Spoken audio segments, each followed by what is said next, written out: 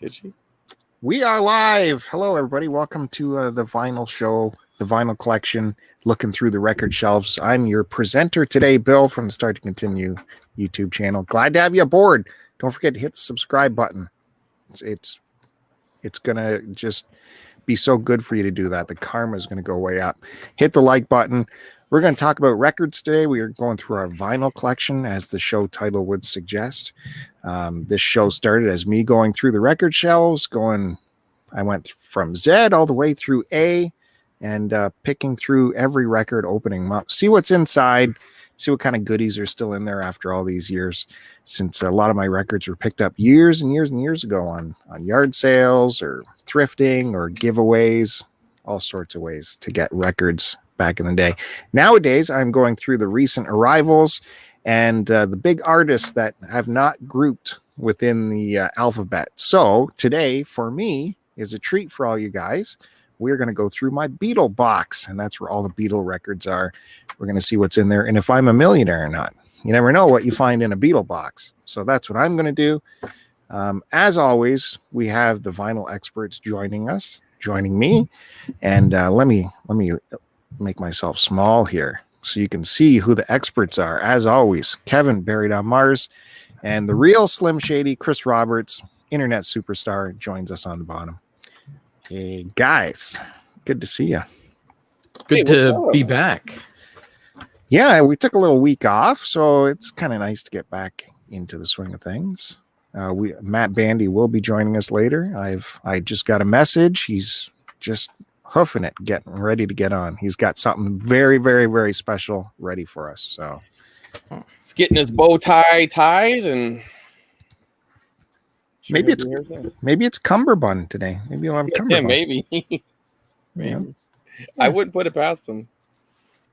So lots of exciting stuff happening in the realm of music, especially I just want to put a shout out if you're a Sirius Radio subscriber or have the app, which might be still free for people, because on the Deep Tracks channel, it has turned into the Bob Dylan Theme Time Radio Hour channel all this week, because the man has put out another episode after 11 years of Theme Time Radio.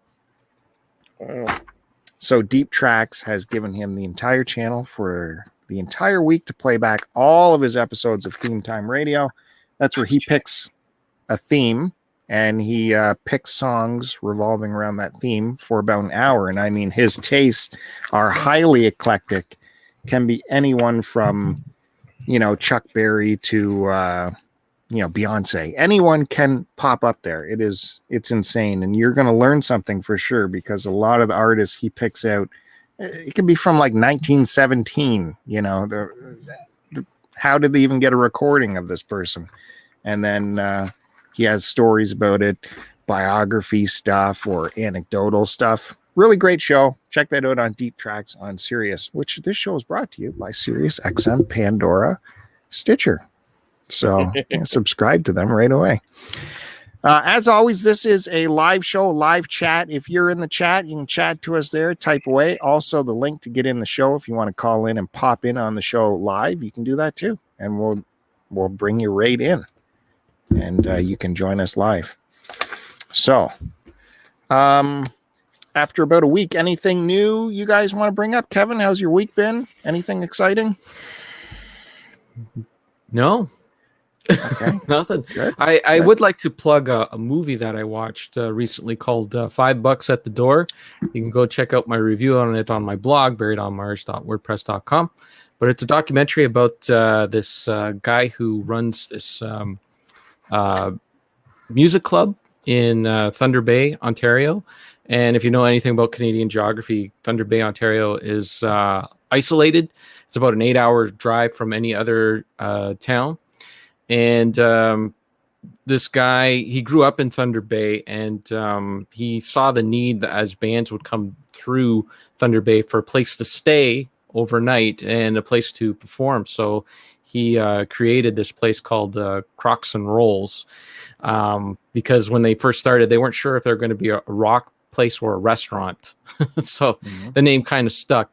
But it's a great documentary. It's $5 at the door, and it's about like they interview all these bands and everything that play through there as they come up through southern Ontario and move on through the prairies.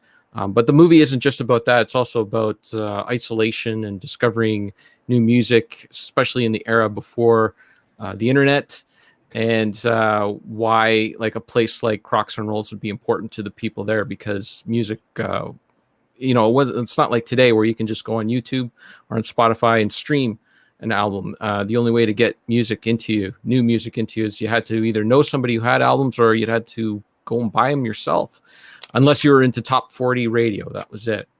So it's, about her recording albums from neighbors and recording, staying up late to hear radio shows that wouldn't be played during the day, to try to capture some sort of like some music that she'd be interested in that. So it was a really good documentary, and it was up free. But I think that promotion is done now. But it's going to be hitting all like the, film festivals and that. So keep an eye out for it, and hopefully it'll be hitting a streaming service soon. Does it got the Shania in it? Nope, no Shania. Nope, no. Did it's she? Not anyone that big. She's from Timmins, not Thunder Bay, right? I thought it was Thunder Bay.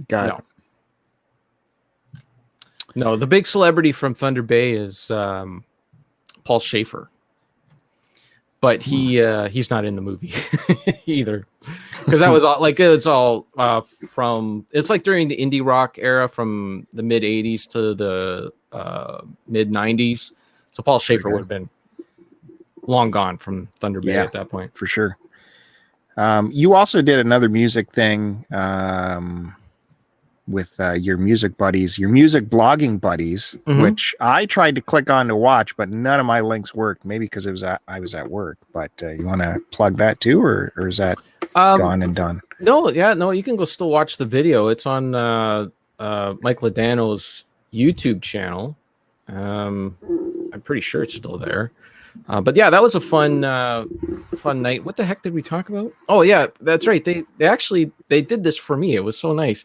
We talked about the AC/DC songs, like the deep cuts on the albums. So songs that you wouldn't normally, like everyone knows You Shook Me All Night Long and Thunderstruck and that. So we went through, we picked what one of them started. It's a top 10 list, but they do a Nigel what's his name? Nigel from Spinal Tap. Instead of 10, we do 11. So it's 11, because it goes up to 11. Right. Anyways, so we each did our top 11, and we just got to talk about all the deep tracks on AC/DC albums. So that was a lot of fun. And then this week on Friday, we're going to be doing music movies, but not documentaries. Nothing like just fictional movies about that involve music. Awesome. So it can't be biopics and that. It can't be based on real things, but it's got to be actors, no documentary footage. Honeysuckle Rose, Willie Nelson, and Hearts of Fire, the Bob Dylan movie. Now, are those do they use real actual footage, or are they no, that's fictional. That's all fiction? They are fiction. Okay. What was the first one? It said Hearts of Fire. And what was the one? Honeysuckle Rose. Honeysuckle Rose. Yeah, that's a really better version of the movie Bob tried to do with Hearts of Fire. Okay. About an aging rocker who's, goes out on the road and things happen. No, that's not that movie. There's some Bob Dylan movie with like Tilda Swinton playing Bob Dylan or something. No.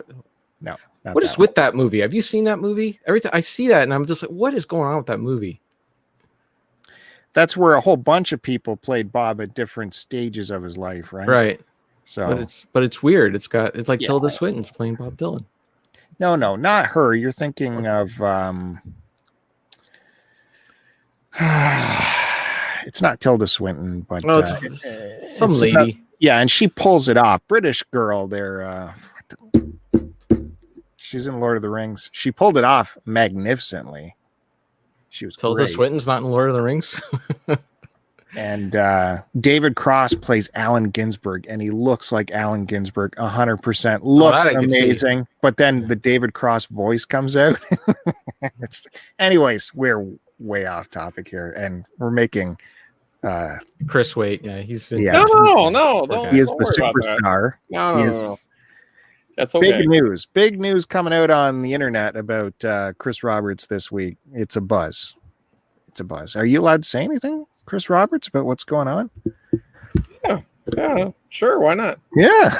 I mean, it's not like it wasn't like some top secret thing. I for those you don't know, me and Duke we're gonna do just like a small podcast, a once a month podcast, maybe 30 to 45 minutes at the most, kind of thing. We're just gonna go over just some of our like retro history and stuff like that. 3 to 4 minutes? 30 to 45 minutes. Did I say 3 to 4 minutes? Yeah. No, I was I thinking heard something 30. else. Okay. I heard you right. Did I say it right? Okay. 30 to 45 minutes. We're going to keep them tight and small and just kind of go over, pretty much like a single topic and something like that. It's something we do it all the time on the phone, so we figure we might as well just record it. So it's kind of one of those things. And there was no top secret mission or nothing, but it was kind of funny to see Derek's reaction. It's like, you belong to so many properties. I guess. Online. I'm sure you guys are all going to be just fine. But I told him, I'm like, well, dude, I still planned on doing the other one if you ever decide to record again. It's only been like, I don't know, 6 months, 7 months. Mm-hmm. I do 4 podcasts a week. It's fine. Yeah, exactly. Nobody complains. Yeah, no problem. I mean, it's whatever. So yeah, we're gonna mess around and do something, figure something out, put something out there, and there'll be more later. We're gonna, it was a soft a teaser, I guess that's what you would call it, right? It was just a teaser that he put out. There's no trailer. We're not Marvel or nothing. We're not gonna put out some big 20-minute trailer that ruins all the plot. So we'll just a little tease. We'll see what's up. Yeah, sure. It'll be fun. If you guys want to tune in, I'm sure you could check the socials and you'll see something once we figure it out. I'm not even sure we know how to actually upload it yet. So there you go. So yeah, definitely on Twitter, subscribe to these guys, Dukes at Retro Nonsense, and of course, Chris Roberts, CWR, and probably on the Retro Nonsense YouTube channel. Might appear there too. Maybe not. I mean, it's not going to be a video. It's just going to be audio. Yeah, you can push the audio. Yeah, he can. He might. I don't really know what he wants to do with it. It's good. The podcast is going to be called the Retro Nonsense Podcast. So, so we just keep it easy. It's all branded the same. Be easy to find. If you know one thing, you'll know the other. If not, whatever. Okay. You figure it out. There you go. I'm a hell of a promoter, man. I don't know what to tell you. So anyway, but hey, what I wanted to say to you is I noticed your little video, your latest video, man. You got a little bit of traction there, buddy. Almost 8,000 views right now. Well, yeah, that's a little bootleg live music I put out. Those will get views. If it's starring myself, they don't get views. But I mean, that's how you grow, though, right? I mean, some of the people might stick around for other content, and maybe you catch 1 or 2 people out of that. But hey, either way, views still a view. It helps your algorithm and keeps the channel growing. I mean, I've seen that you're you've went way past that 500 subscriber milestone. Yeah, thanks for noticing. Yeah, you're fastly approaching 1,000, man. That's when you start to get the money. Well, got to get to 1,000. You're gonna get the big money. Those big checks are gonna start rolling in. Yeah, big checks. I just want tools. I want more tools, and 1,000 tools. I understand. So I look forward to that. Thanks for bringing that up. I appreciate it. Dude, it's really awesome. I noticed it. I can't say I watched those whole things. I mean, I watched a little bit of them, but I'm not that big into Bob Dylan. But I mean, he's cool. I got it. But some of these things seem a little long for me. But I imagine some of these other people really love that stuff. You know what I mean? Yeah, and it's curated by this guy. If it doesn't sound good, it's not going up. So no. Yeah. I'm not judging the quality of it. I'm just if you're into Bob Dylan, this is the place to be, because you have all the Bob Dylan bootlegs apparently. Where do you get all those? Well, officially licensed. Back in the day, Mr. Dillon? when internet was super slow. Oh, okay. At work, we had like a T1 line, a dedicated T1 line. Yeah, no one had that. And a few of us were into this torrenting early on. Oh. And there was one torrent site that was just about bootlegs. And if you were to do it at home, to download a concert would be 3 days. And then at work, it was happening in like 15 minutes. Like we were sitting behind our desks with huge hard-ons. It was so exciting. Until they caught us. They went, hey, someone has been passing, and they had the numbers of how many packets of data have been going back and forth over a secure network. We're like, who the hell could have done that? Right. That's when we had we've been hacked. Russian hackers. So that's where I got a lot of the digital stuff. I have some analog stuff too, but I think it's awesome, man. I mean, you definitely have a good passion for it, and it's connecting with people, so that's great. And for the commenter, Nissy, I'm just joking. I think Bob Dylan's cool. I just, it's cool. He's great. He's a legend. I mean, come on. Yes. Well, sure. Please dabble in what I put out there, because it is entry level stuff that everyone will, they'll like. So, absolutely. Anyways, I'm trying to bring in our next guest here, and hear that? You broke it. It's not doing anything. Let me go old school. There we go. Hey. Matt Bandy has finally arrived. Hey, how you doing? Good to see you, sir. We've just been catching up since we took a week off. Yeah, I came on and I heard something Chris talking about small and tight. Oh, that's how I like it. Small and tight. I don't know. Right. It's the first words I heard. It makes me feel like a big man when it's small and tight. Gotcha. Absolutely. So Matt Bandy, how are you? Are you wearing a cummerbund? No cummerbund, just a tie. Yeah. Damn it. Looking good like always, though, buddy. Thank you. Yeah, looking real good.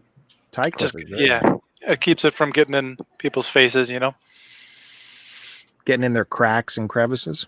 Sometimes. Whoops, sorry, sir. I've seen a lot of lows in my career. Right on. Anything new with you want to talk about before we get going? Nope. We're getting ready to move locations to my wife and our business. We're moving into a new retail space that's in the same village that we're in, but it's much larger space. So wow, congrats. Yeah, thanks. It's been a real busy month for us. I'm taking next week off of work to help with the move, and I built a lot of IKEA furniture over the weekend. Saw that. I like to think this show had something to do with you getting more business there, because we promote your business on this show. Sure. Yeah, of course it did. All right, I'm going to start off with something fun, and I don't know if it's fun, but vinyl adjacent as usual. And you pricks always come on and talk about cassettes to start off with, so I'm going to show you something to play it on that I just picked. My button is not working. This is not going to be good. Button? My mouse button ain't working. Oh, mouse button. So look what I found today. Oh, nice. We got the Panasonic PS, Shockwave. That was badass, because if you dropped it, it was supposed to be able to absorb the drop, right? Well, and weather resistant too, right? Is that waterproof? Could you take that out of the pool? It's a weather sealed. The above ground pool. You got to lock it in with this thing, right? Yeah, it locks the door, and it has a cover for the headphones. You can cover that up, so it's a tank. It really is, and the bass really does sound amazing on this thing. It is the XBS, and it's got that auto reverse action there. Yeah, you can go either way, backwards or forward. And this thing, like, it's for runners, right? Apparently, most people who run. So you hit the lap button, and turns that on, and then you, when you go, you see the little animation. So it helps you run somehow. See that? Oh yeah. I don't know. That's the future right there, man. That's runners. They're crazy. And what else is cool about this? It's got a nice clean compartment in here, but look at this. It only takes one battery. Oh, So efficient. I don't know how long it lasts, but I thought that was really strange. It only took one battery. So there you got a little preview of the next pickup video right there. That's gold. Had to pay $5 for it. Did that also come in like yellow and gray? That's the color scheme that I remember that being in. Yellow and gray. I have what you're talking about, the yellow and gray. Was that a Panasonic or a Sony? It's Sony. At least the one I have is it's a Sony. It says Sony Sport on it actually. Yeah, that's and it had those little tiny little fucking earbuds that would go in your ear. It was kind of like a real thin headphones with the little tiny deals that would go right in. It was actually pretty cool for the time, you know. Yeah, they were weird, not comfortable. No, but I mean, it was the evolution from those little those headphones that had those little I don't know what the hell was it, like a netting over them that would always rip off and disintegrate over time, like a mesh or whatever it was. The orange foam.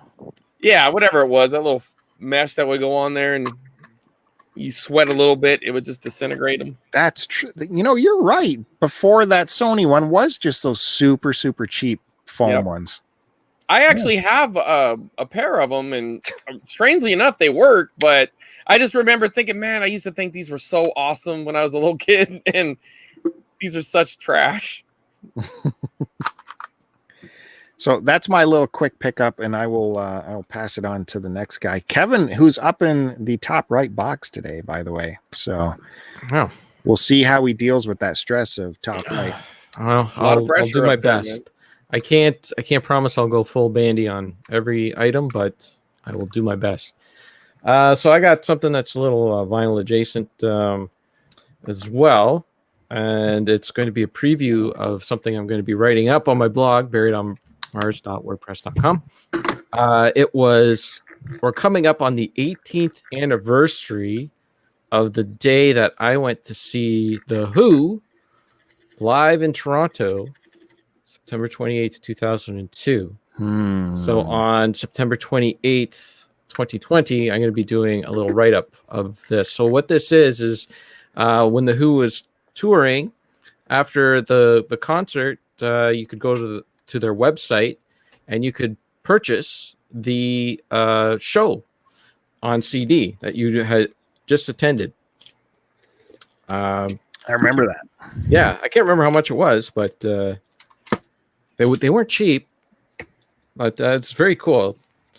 So it comes in these cardboard things. I think Pearl Jam was doing the same kind of thing around that time. Yeah, I was just getting ready to say that. Yeah. Except with Pearl Jam, you could actually buy them at the store. This was something you could only order on their website.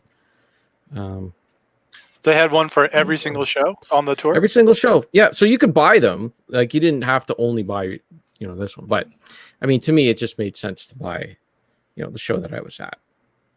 So it was a solid lineup of tunes, and that I ripped them to my hard drive, and I was listening to them. It's the full show? Yep, the whole thing. No Twinkle Toes on there, though, right? No, so he died in June of 2002. We already had tickets, Wow. So we were going in. That was the last show of that tour. They were wrapping it up, but and who was drumming for them? It wasn't Starkey, was it? I can't remember. He just went through the names too. But there was 3 people to take over Entwistle's spot because they needed somebody to play the bass, somebody to hit the high notes for the songs that he did the background vocals for, and then someone else to hit the low notes that he did the background vocals for. I don't know if they did that on other tours, but for this one, that's what they just scrambled to get people to fill his spot. I wish they would go out Because whenever I hear their recent stuff, their live stuff, the bass is so lacking. I wish they'd invite Getty out with them. That would be nice. You mean it's lacking in terms of skill or in volume? Yeah, skill. All those fills are not there. Like they're just absent. Yeah, and I think Pete doesn't mind because Pete likes being the star. Well, not only Pete, but Roger Daltrey too. I'm reading his book right now, and he said like Entwistle would just to piss him off too, would always play way too loud, and that would force him to over sing. He would have to sing louder because he couldn't hear himself back in the monitors, right? And he would ask Entwistle to turn it down all the time. And for a while there, Daltrey was doing his own shows as well. In between Who tours, and he actually had Entwistle come and perform with him on a few shows, and he knew how Entwistle would always play too loud. And he's like, okay, look, this is my show, it's not the Who, I need you to turn it down, but I'll tell you what, I'm going to give you a solo in whatever song in the middle of the show. So the show starts and Entwistle plays at the level that Daltrey wanted him to play at, and then when he got to his solo, he turned his bass up and he did his solo thing. And then once the solo was done, he didn't turn the bass back down, and he kept it at that level right till the end, you know. But yeah. So do you want me to get into the vinyl now, or do you want to do a round, or what do you want? Yeah, let's keep touring around there. Okay. Let's see what the mighty Chris Roberts, the overweight Shady. Yeah, I had to be no fake news on this podcast. There's nothing slim happening over here. So anyways, here's that Walkman beauty, and it's really good shit, and it's neat. Look at this, look at this, man. When you were wearing these, man, you were basically on Star Trek. Look at this. Those headphones. Okay. I mean, this is top notch, high quality shit that won't break, I am sure, and sound great. Okay. But even the kid wearing that around his neck was like a million times cooler. Oh yeah, than the other dude, right? Yeah. I mean, people looked at you and they were like, "Dude, he's got that new shit." You know, look at that. That's class right there, man. So anyway, I just wanted to show that. I mean, I actually got that a few years ago at a yard sale, but I went to. I haven't had a lot of luck with records lately. Matter of fact, I did go to my favorite thrift store this morning thinking I was going to score, and man, I was like 10 minutes late. This guy had a whole cart of just some heartbreaking stuff, and he's a nice guy, but I realize he's my nemesis because we like the exact same stuff, and he's not buying it to flip it, he's buying it to keep it, so I can kind of respect that, but he pretty much gets everything I like, so I'm going to have to figure something out. But I did find this, which is pretty awesome. Now this is completely adjacent, but if it's even adjacent, this is the Godfather Epic on VHS. Now, what makes VHS? What makes this different than the regular Godfather 1 and 2 is it actually puts it in order. So it takes the scenes in part 2 when you had young Robert De Niro as a child, or even young Robert De Niro, or when I say De Niro, I mean like Don Corleone, Vito, and it puts it in order, so you actually see it in order, right? That's amazing. And did they do that? Cool. Like they for new releases? It's never made it to DVD or Blu-ray. God damn it! No, but HBO did show it, so it might be on HBO Max, maybe, because I actually have it on my DVR.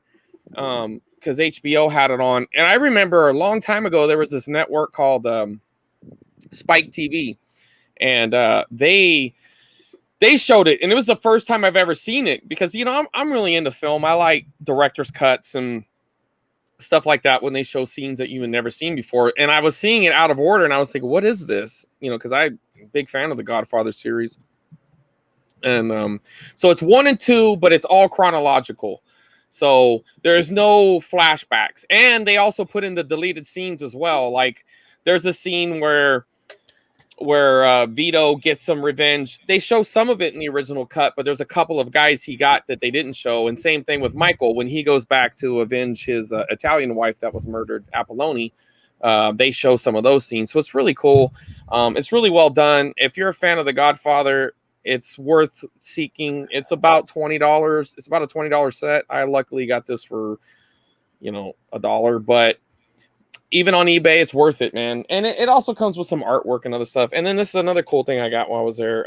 It's The Art of War, but it's visualized. So if you don't feel like going through, Sun Tzu, this 15th century, I think it was 15th century. Oh, it was a long time ago. Anyways, this military general, a Chinese military general from like way the fuck back when, he had all these strategies, and people actually use this. Like I remember when I was really into poker, I had heard that it would be a good book to read because it really just breaks down opponents. So it can adapt to other things. Like it doesn't have to be for military, but so a lot of poker players read this, but also like executives, high powered executives would read this. But it's kind of neat because it it really makes it rudimentary. Like it'll show what it is, and then it'll basically like, here, dummy, this is what he's saying.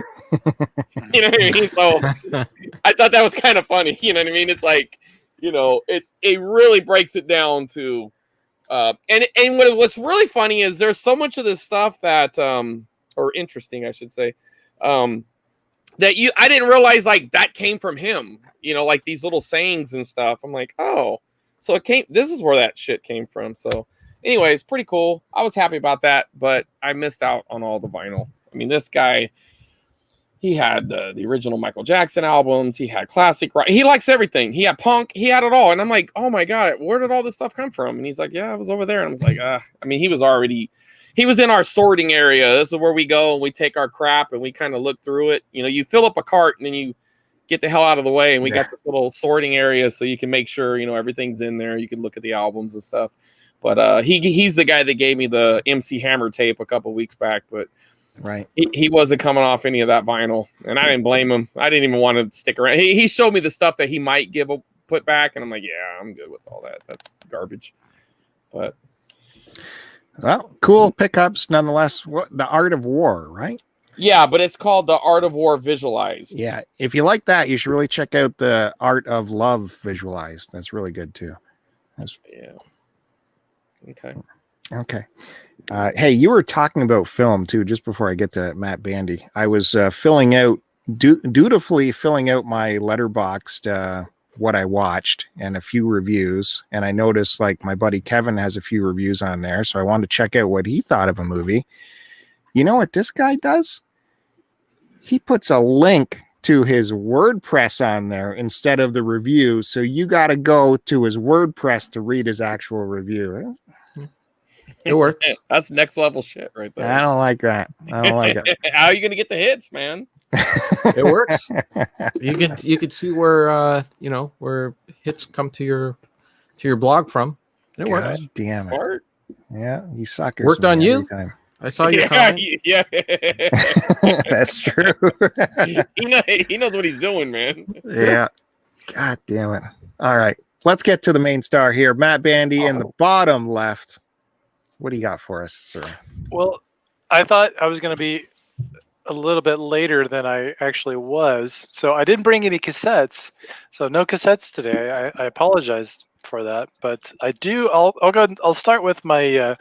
I picked up a few records over the weekend at my local shop, and I'll show those. No theme this week. Mm-mm.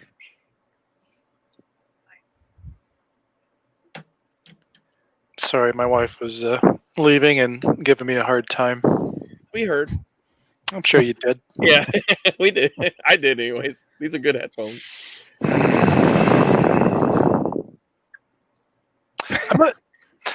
Sorry. Kind of lost my mojo there for a second. Wow, he's got all thrown off. Rattled, man. Completely rattled. I know this record has been shown on before, but I just got a copy of this. And I can't believe it's taken me this long to... I've seen copies, but I don't know why I've never picked it up, whether it was not to my liking, or the violin in good condition. Stand Up by Jethro Tull. That's a good one. I think, yeah. And if I remember correctly, I think there were some inserts that came with yours, Bill, or whoever showed it. Not It was me. Bill. It wasn't Was it me. Bill? I didn't. No, I don't remember having that. somebody showed this record on here before, and it wasn't me. What's the And I back don't- look like? I had a. Did I have a Jeff Roll? I don't know if I had that one though. I don't got that. Really? Uh, I swear we've talked about this record on here. Dude, you're the man. You got the. You never know. There's been twice in the last month where I've had a commenter on my videos say, "Hey, you should check this thing out. It's pretty cool." And I go, "Oh, there's no way. I don't have that." And then that week I go on my shelf and I go, "Oh, shit, I got it right here." It's twice I've done that. So maybe, but I certainly don't remember that record.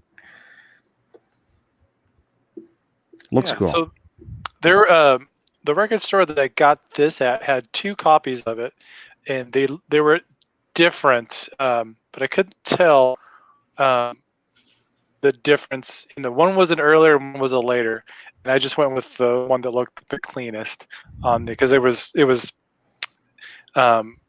That's one of the things I don't like about that specific record store. They're used records. They'll be graded on them, but you can't look at it.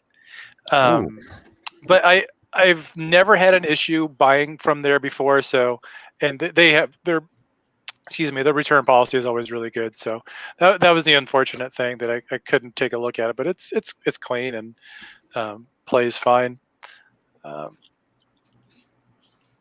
not sure what year. I think this came out right. This was before Aqualung. I think so. Yeah. And this has Nothing Is Easy and Fat Man, which is a great track. Let's see if there's any other. A New Day, Yesterday, and it's a Bouree. I always call it Bore. Bore, yeah. Bore. Yeah, those were the yeah. So this is a good record that I've been looking for quite a bit, and was happy to find a copy of that. Fat Man is a great track that never got any radio play, but that's such a cool song. So yeah, that's a good one. And then I picked up a record by Crip Sermon, which this record came out in 2019. Crip Sermon are a band from, I believe they're from Philadelphia. They play kind of a epic doom metal with kind of traditional heavy metal vocals. No like harsh vocals on this. But yeah, this was a cool release. This one took me a few listens to really get into. It's kind of a grower, not a shower record. This big gatefold, nice hand painted. I love these covers. And you got the band on here. I love this. Love the singer. He's like, "Hey, look at this man. Look at my sword. Look at my sword. Got a sword there, buddy. My sword." I love they all have matching leather jackets on too. That's pretty cool. I'm sure they probably planned that, but they're all looking at the camera though, so points against for that. Mm-hmm. And let's see if there's this also came with a poster. It looks like heaven into a descent into the pit. So yeah, no liner notes or that's on the inside of the gatefold, so it's just a cool little poster. It's a double discer. So are they saying in heaven Jesus is still on the cross? It looks like That's rough, man. Yeah. Sacrifices. You got that box. You got the box from Indiana Jones right there too. Wow. Don't want to open that up. Might melt some faces there. Well, maybe it's Easter in heaven. Right. Oh. Yeah. Well, I think I know what's holding me up here. Yep. Oh, here we go. Code time. Code time. Whoa. If you want it, there it is. Uh-oh. Better get to it. Hit subscribe. Cost you one subscribe. So this is just on black vinyl. I believe. I don't know if this is a repress or if this was the first. I'm sure this is probably the first. I don't think this has already gone into its second print, but this is just on black vinyl. It's 3 sides, with the D side being this etching on here of a. If you can kind of pick that up there. Yeah. Got a pentagram? It's not a pentagram, but it looks like it's some sort of summoning alchemist thing. But yeah, this is a cool release. I think you guys might like this. It's not. It's pretty accessible. Some catchy tunes. And then I picked up this record by a band. It says he's a Catalonian folk metal band, where Catalonia is like a fancy way of saying Scotland. It's like the romantic. It was the Roman term for what is now modern day Scotland. So this is a one-man atmospheric black metal, and this is his first record, which just got a re-release. I think it had been out of press for a while on Season of Mist.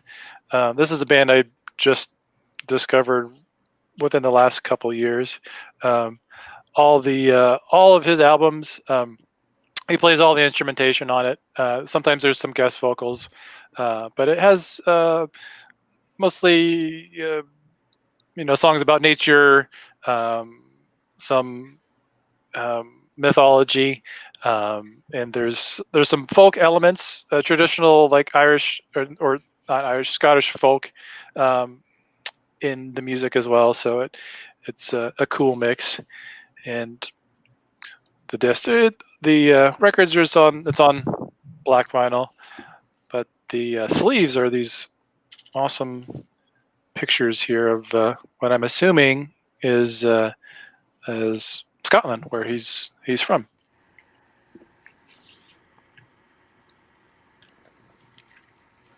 There. It's a big gatefold here. Yeah. It's a travel brochure. Yeah. It looks like you just have some. I don't know if this is all the lyrics or just a few verses from some of the songs here, but it also came with a poster as well. And I haven't had a chance to listen to this record yet. I've listened to his other recordings, but I haven't heard this one yet. You got a poster, and that's the guy right there who is behind. I believe it's pronounced. I don't know if it's Soar or Sayor. I've never really heard anyone say the name of the band, so I don't know. There you go. Those were my pickups. Neato. Well, you definitely find all the obscure stuff. And it's funny how obscure some of these artists are, or obscure it's to me, yet they have these just amazing packages they put together for the releases. Yeah. Yeah, Season of Mist, they're a smaller label, but I don't know if they are out of. I think they're out of England, possibly, but they're definitely a European label. But yeah, they're becoming one of my favorite record labels. Here's an interesting one. Look at this. You got vulnerability, weakness, and then opportunity. That's how I choose my women. Hey. That's exactly how I pick them. It's amazing. I didn't know I was using The Art of War. There you go. Excellent. It's a dating book. And for you single guys. I'm sure there's one in there for the cheaters too. I'll keep looking. Yeah, go ahead. Hey, I'm going through the old Beatle box is what is what I'm doing in this show. So we are going to find, you can't go wrong, right? With a box of Beatles stuff. No. Mm-mm. And dare I say, retirement fund right here, right? I don't know. You said that last time, and there were some chunks missing from some records. I don't really remember that. Yeah, little chunks. Chunks, eh? Yeah. I do need that one. Here we go. Let's start. Revolver. My copy's in stereo. Who's the artist of this cover? Don't know. Klaus. One name, just Klaus. Klaus Vorman. There's his name right there. If I can get it. No. Right there. Anyway. Oh yeah, there it is. Is he a well-known artist? He was after that cover. Yeah, no, he was in the Beatle camp there. If you watch the Beatles movie, like Klaus was there from the beginning. Good friend of the band. Was Klaus one of the guys that played with them for a short amount of time? Maybe. Anyways, Shit. I should do research before my shows, but you guys know better. So there's the back. There's the boys. Friendly as ever. New and improved full dimensional stereo sounds. Better than stereo has ever sounded before. So they're really pushing you to get this over the mono. Mm-hmm. Now, are you a stereo or a mono guy? I really like the Beatles in stereo because they really have a wide atmosphere environment. I don't know. They will like put like one dude just on this head this year and then another dude right on that one. I really dig that. But of course the monos were like, that's where all the effort went into, was the mono mixes. So they have Why is that? That was the technology of the day. And if you work in any kind of technology, it's tough when the new one comes in. Maybe not nowadays, but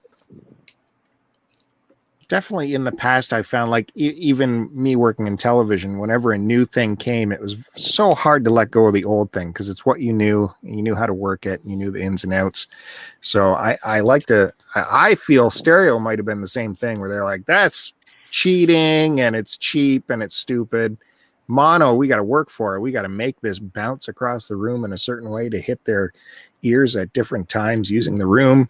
So we're putting all our work into the mono, and it is probably seemed more artistic. I don't know. Maybe I'm reading too much into it, but that's what I recall from ever hearing the mono. You sound like one of those engineers from the time that were focused on mono. Who are the experts in mono? Yeah, that's what you sound like. He's like, no, mono is way more technical. The other one's cheating. That's right. Yeah. Uh-huh. But you put this stereo on in headphones. It sounds so cool. I love hearing it. Now, if you bought a new album that came out in mono, would you prefer it didn't do that? You got a sleeve there? There was a sleeve. Oh. Okay. Original paper, which is fine. Nice yellowing. If I bought a new artist, you're saying, if they said, hey, yeah, if new, I mean, it would be. Would you consider it artsy, or I mean, you wouldn't think of it as cheating for them not to do that, right? I mean, because now it'd be like having it in HD and shit, right? No, I gotta have stereo. Like for instance, when an artist puts out an album or something in a 5.1 mix where you got to play it in your Blu-ray player, I love that shit. I love it. I love being in the middle of this sound sphere. So, no, I do love stereo and beyond. I agree. I'm with you. I'm just curious what you would say. Mm-hmm. It's a good question. Mono in modern society. How does that work? Well, if you in high school, a lot of kids get mono when they kiss. You're right. Right. Here we go. Famous Beatles album. I showed you at the start, I think the very first episode of this vinyl collection was my picture disc of Sgt. Pepper's that came out of my father's collection. The only decent record he ever owned was a Sgt. Pepper's picture disc. Here's the regular version. What is this one? This is in stereo as well. Famous photo there. Got some dirt, some artifacting on there. So at this point, were they still pumping those out in mono, or is it? Yeah. When did the industry pretty much leave mono in the behind and go strictly stereo? I think after this one, if I'm going to make an educated guess, but I do recall this being originally put out in mono. Here's the guys. This is gatefold, which is nice. They don't all come in gatefold. Here's the boys. You see what Paul's wearing there. That is it. OPP. Ontario Provincial Police. Wow. Other people's privates. Yeah, other people's pussy, man. Come on. That's what it means. Yeah, you know me. Uh-huh. I'm down. Nice. I'm down nice with OPP as long as he's not too tough.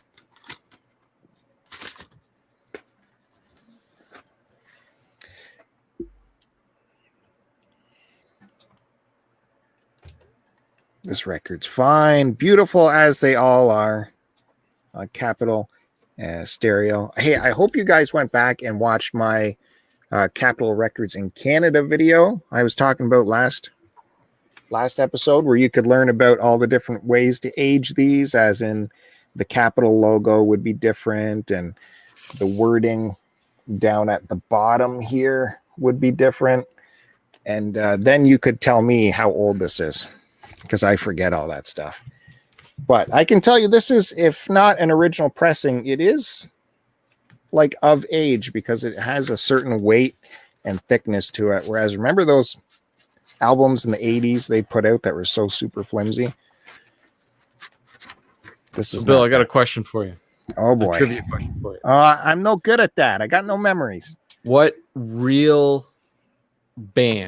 life band was the inspiration for the fictional Sgt. Pepper's Lonely Hearts Club Band? What was the name of the real band that inspired the Beatles? Start the clock. Sgt. Pepper's Lonely Hearts Club Band. You got to say it in the form of a question. Who are Corporal Onion and the Popular Boys? You don't know. No, you do not know. No, it was Country Joe and the Fish. What? Paul McCartney heard the name Country Joe and the Fish, and he said, we have to come up with a crazy band name. And so they came up with Sgt. Pepper's. I think they did better. Sgt. Pepper sounds way cooler than Country Joe and the Fish. I love Country Joe. I've been trying to hunt down Country Joe records forever. I can never find them. I listened to a little bit of them, and they definitely sound like something you would listen to. I think I just know the one going up the country. No, that's Country Joe. Oh, yeah, I would say that's okay. I don't know what Country Joe's hit. I listened to one album and I didn't recognize a single song. Well, on Woodstock, they do the song that 1, 2, 3. What are we fighting for? Don't ask me. I don't give a damn. Next stop is Vietnam. That's a huge song in the Woodstock album. That's Country Joe. But they have hits, and they're very country, psychedelic, West Coast kind of sound. I noticed when you refer to them, you cut off the Fish. Are you just a fan of Country Joe and don't care too much for the Fish? Or? Yeah, the Fish slowed him down, man. I see. You're a fan of his solo work. Country, yeah. Okay, can I continue or what? Jeepers, let's get through this. We got a couple of these compos. We got the red. Everyone remembers these. Now those colored vinyl. Uh-oh. There goes the inventory. Yep. What the hell happened? Oh, I lost one of my Bob posters. Oh, yeah. Well, multi-valued it. $20 right there. It's not worthless. So let's go through these. See what's in here. See what these look like. Should we do the compare here? Can you see that? Mm-hmm. Uh-huh. There you go. Young, old, well, middle-aged. Yeah, it's funny. They're probably all younger than we are in that. Yeah, exactly. They're definitely more rich and successful. That's for sure. Yeah, for sure. Capitol. This Mississauga Canadian pressing. Oh, Canadian pressing. Yep. Yeah, it's garbage. Geez, you think I'd learn how to present these to the camera by now? All big hits in here. Look at this. 2 sleeves. Everything looks good there. I got the blue one, and it's blue vinyl. Do you? Really? Yeah, my son, he's borrowing it. I'd go grab it real quick, but yeah. No, I didn't even know it was a thing. That was like, I bought it at the swap meet way years ago, and when I opened it up, I was like, what the hell is this shit? Yeah. I didn't know if the red one had red or not. I'm assuming it must. Well, that must have been some re-release for. I'll get it off them and show it in a future episode. Yeah, let's look at this guy. And then ops on the back, they're young, and on the front, they're still young. Same. That same gatefold. Yeah. Mm-hmm. Yep. I think I remember got both of those comps for Christmas one year. I think I was either in 7th grade or 8th grade. I got both of those in my Christmas stocking. Yeah, nice.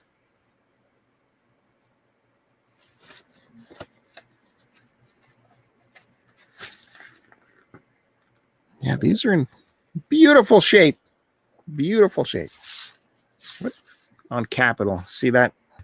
Yep. See, there's you're going to see a different Capitol label right there. Looks all bootleg because it's cut off. What's up with that? Well, that's what they were doing. And well, this is 73, but yeah, I don't know what actual pressing this is. I think you got that from Mexico or something. Okay, so I'm going to stop there and save more Beatles for the next turn, and I will pass things. Let me get things in order here. Get Kevin back on board. See what he's got. The man with the real stuff. Let's go, Kevin. Oh, I don't know if I got real stuff. I got some stuff here. So if you're in Canada, you might have heard of the Downchild's Blues Band. But I doubt anyone in the States have heard of these guys. They're a bit of a poser blues band. They're white dudes, you know. Like to me, real blues is like I'm living in a mud hole and a flood is coming and all that stuff. Where like these guys are singing about money trouble, and like one of the lines I remember is it's something like I used to not have enough money for a car, but now I have 5 cars and not enough money for a garage for these 5 cars. Like it's just total poser blues. But you know, it's like clean and you know, there's some good guitar work and stuff like that. They're fine. They tour all the time. You will see them at little at like the Rib Fest and all that. They always play. But one of their cool albums. Current band? Well, I mean, all this stuff's from the '80s, but they've been around. You know, I think they have like day jobs, and then in the summer they go around and they tour to the Rib Fests and all that stuff, the open parks and that. So you could still see them around, but this was one of their cooler albums. So as you can see, what does that look like to you? Looks like a pizza box. Like a pizza box. Yeah. And what would you expect to see inside of a pizza box? Pizza. lots of sausage. That's what this gatefold has. Is pizza That's right cool. in there. That's making me hungry. The band's Yeah, photos right in I there. like that. Yeah, it's cool. It's good. And the record's falling out there. So yeah, you can find that. Like I think I picked that up for $3. So I got a menu on the back. Well, yeah, like the song Yeah. listing is in the menu. That's It's really it's pretty cool. It's really cool. Set up there. Yeah, and it's not bad. It's just, it's not real blues. It's like, a little bit poser blues, but it's just a black vinyl album in there.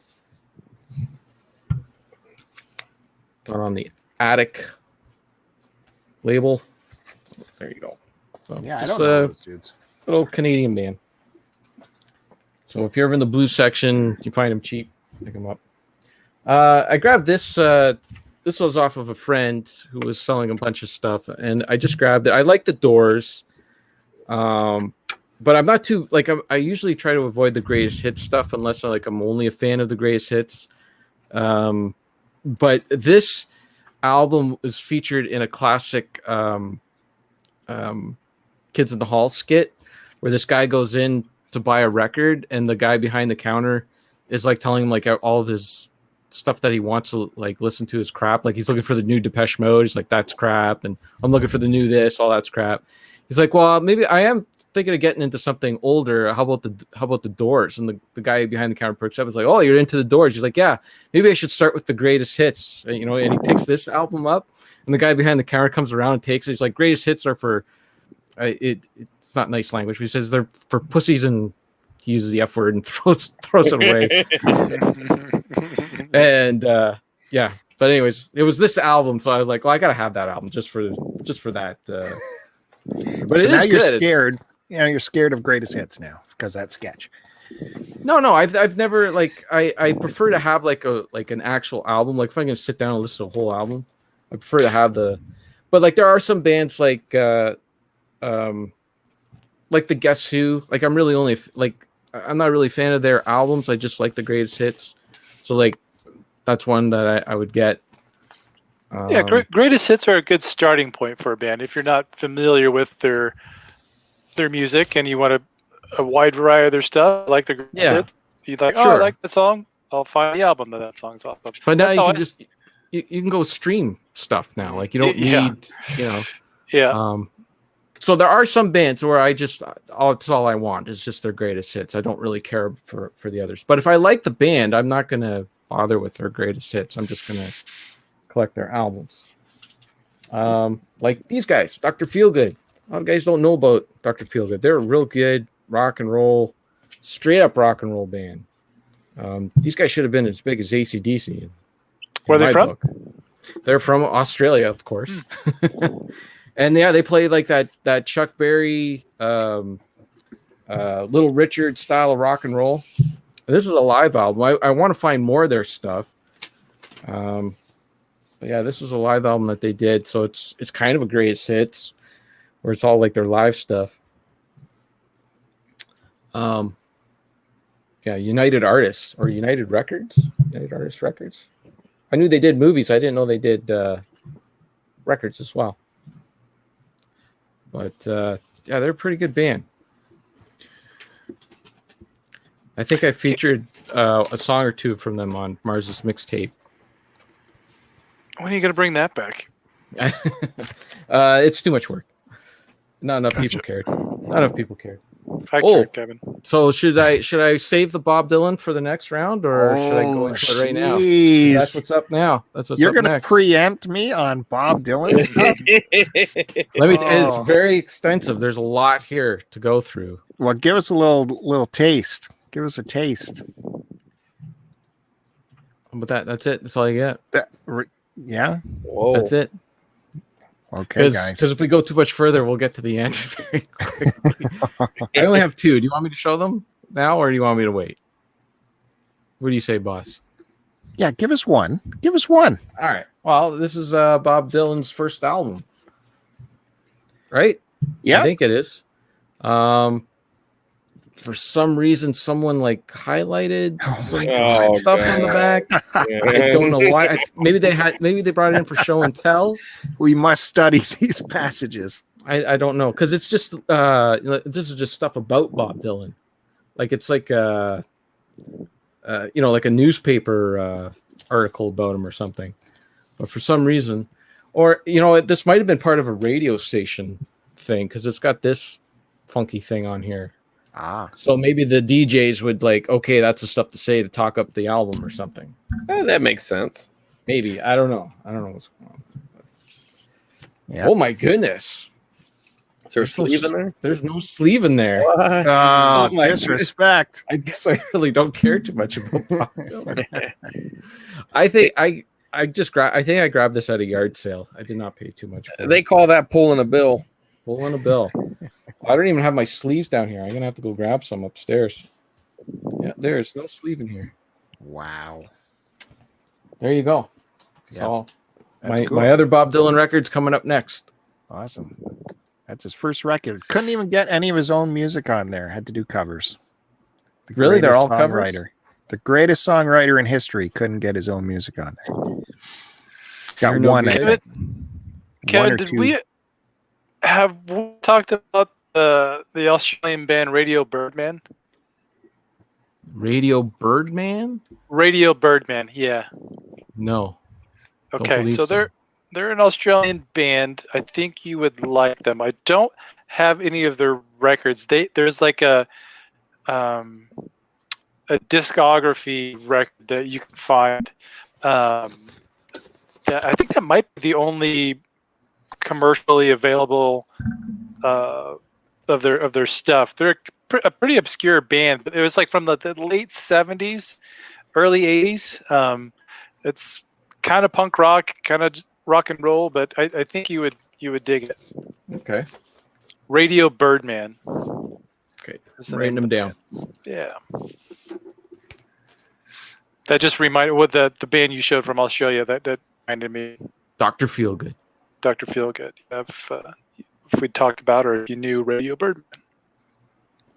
Yeah, I'm gonna have to look up that Feel Good business, see what that's all about. It's good times. All right, moving on over to Chris Roberts, who said he has no records today.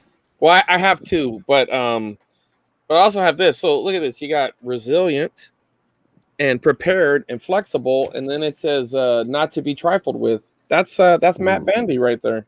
That's right. Straight up. That's Matt Bandy right there. Don't mess with him. Yeah, center of the knot. So I did go to a little gaming meetup kind of thing, and I got to visit with my good buddy Curtis, and while I was standing out in front, they had a little line, so they would only let it was all outdoors. Everybody was masked. Everybody had gloves on. It was mandatory. Like you could not get into this without a glove and a mask. And if nobody even, I want to say one thing, Burbank, they don't play around. I was seeing homeless people. Everybody had gloves and masks on, so they're definitely doing that there. But while I was standing outside waiting to get in, Jay Leno drove by. It was a trip. I see this damn car coming towards me. And I'm like, look at that old car. And I'm like, what the fuck? Hey, it's Jay Leno. And man, he is the most saltiest looking bastard. Like, I don't know what was going on with him. And I mean, I can't say I'm much of a fan, to be honest, but I mean, it's still a kick to see a famous person. And yeah, he just looked like someone pissed in his Kool-Aid. You know what I mean? He just looked bitter and mad. And I'm like, why the fuck didn't you just stay home, asshole? Yeah, well, you're driving around in a fucking convertible. Okay, people are gonna yell your name. You know you fucking like it. If nobody yelled his name, he would probably be bitter that nobody did that. I'm like, hey, Jay Leno, and he gets to just like the. I'm gonna keep driving straight. No, fuck off, then, Jay Leno, you asshole. I'm gonna say possibly it does take a lot of concentration to drive that old chitty chitty bang bang car. He's driving at 30 fucking miles an hour. That fuck get a goddamn fucking chauffeur then. If I mean, really, I think it was only a one-seater to be honest, but it doesn't matter. He's just a bitter old fuck. And if you're listening, Jay, fuck off, dude. Be nice, man. Smile once in a while, you jerk. Yeah, he's got a big garage in Burbank, doesn't he? Yeah, all his cars. I was talking to the guy was like, he drives by our store like every day. I was like, oh, okay, that's cool. So I guess that's all Jay Leno does now that he's not on the Tonight Show. I like his YouTube channel. Drives around and looks angry. I never liked his show, but I like his YouTube. No, I liked his show when stuff would happen that he didn't like, and he would get angry. Like he can't hide his emotions. He's a horrible poker player. There was a comedian that set his couch on fire. Bobcat. Yes, and I couldn't think of his name, so I didn't want to. But he set his couch on fire, and good luck finding that. You'll never see it. Like you can see some clips of it, but you will never see the whole interview.